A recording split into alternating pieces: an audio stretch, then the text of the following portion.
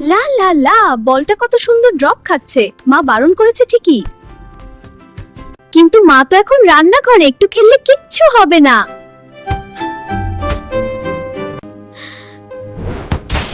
হায় আল্লাহ, এটা আমি কি করলাম? মায়ের সবচেয়ে প্রিয় ফুলদানিটা ভেঙে গেল। মা দেখলে তো আজ খুব বকবে। তাড়াতাড়ি লুকিয়ে ফেলি, মা আসার আগেই সব সরিয়ে ফেলতে হবে। কেউ দেখবে না, কেউ জানবে না যে আমি ভেঙেছি। মিমি, কিসের যেন একটা শব্দ পেলাম। তুই কি কিছু ফেলেছিস? নাকি বিড়াল এসে কিছু ভেঙে দিয়ে গেল? বলে দেবে বিড়াল ভেঙেছে। না না,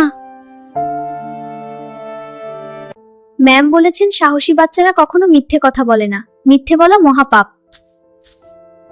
মা, বিড়াল কিচ্ছু করেনি, আমি কথা শুনিনি, ঘরে বল খেলছিলাম।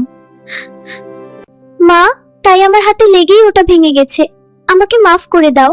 ফুলদানি ভাঙার জন্য আমার মন খারাপ হয়েছে ঠিকই, কিন্তু তুমি যে মিথ্যে বলনি, এতে আমি অনেক খুশি হয়েছি মা।